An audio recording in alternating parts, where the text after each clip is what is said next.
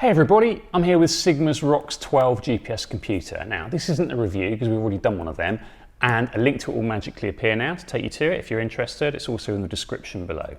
Stu really liked this computer and I'm going to tell you 5 cool things about it. If you've got any questions about this computer, ask them below and we'll get them answered for you. Okay, on we go.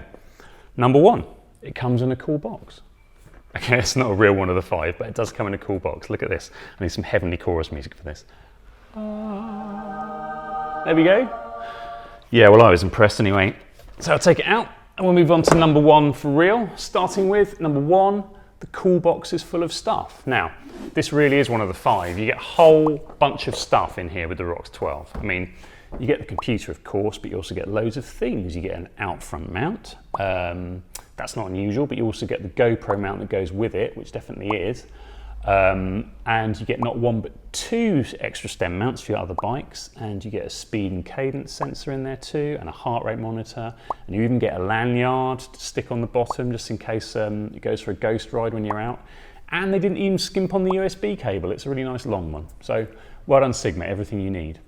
Number 2, connectivity is really good. So the ROX 12 can see both GPS and GLONASS satellites. Those are the Russian ones. We found positioning to be quick, pretty accurate. This computer will work with ANT+ and Bluetooth smart sensors, and it covers everything you'd expect. So speed, cadence, heart rate, power. There's some bonus extras as well. So if you have a rotor crankset, you can get advanced data, including what position you should have your oval ring in. You can connect it to any electronic group set, except Mavic Zap possibly if you're still using that, but you know, all the latest ones. And it's compatible with ANT+ LEV, so you can connect it to your e-bike, see range and battery data, and it specifically supports Shimano Steps e-bikes as well. One thing it won't do is connect to your phone and ping you about calls and messages.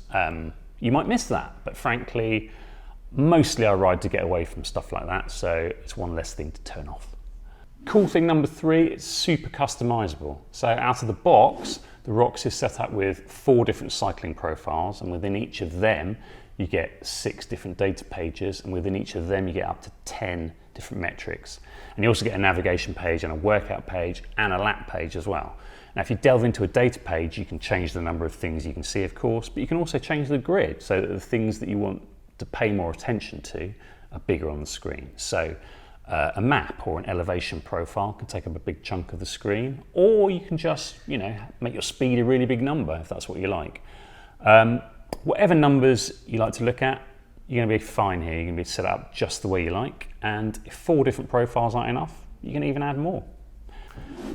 Okay, on to number 4. There are masses of ways of using it. The ROX 12 is a really versatile little unit, and nothing shows that quite as well as the different ways you can create a route on it. So let's go through them. First of all, you can type in an address, a bit like a sat-nav. So the ROX will route you to whatever place you enter, and it will give you 3 options for getting there. You get a suggested route, which is generally the longest one. Then you get one that's easy, so with minimum climbing, and the most direct route. Well, I mean the most direct route that's not a motorway or anything like that. So if you prefer, you can just select the point you're going to on the map if you find that easier. It's easy to scroll about and find your endpoint, and you get the same 3 options as before. If you're going somewhere you don't know, then you can search for a point of interest at your destination. So, you could search for a cafe if you think you're going to need cake at the end of your ride, or if you're out and about and something breaks, the nearest bike shop. Another option is just to draw a line on the map and let the chips fall where they may. You can get quite artistic with it. It's a great way of finding new roads around your local area, for good or bad, or doing a mystery tour somewhere you don't know as well. If you've linked your ROX to Strava, then you can access all the routes you've made there and you can ride them. And the same goes for Komoot and Gypsies, and you can reride old rides and favourite them so they're easy to find. So many ways of using it. And finally, number 5, it's really responsive. All this would be for naught if the ROX was a dog to use, but it's not. It's really right up there with the best GPS units. There's no lag, everything pings around really quickly on the screen. You can scroll around the map really easily and zoom in and out. There's no waiting for it to redraw or anything like that. It's really slick. And if it's raining, the ROX can detect that so the screen isn't affected, and you can use it in gloves. It's very clever. So there you have it.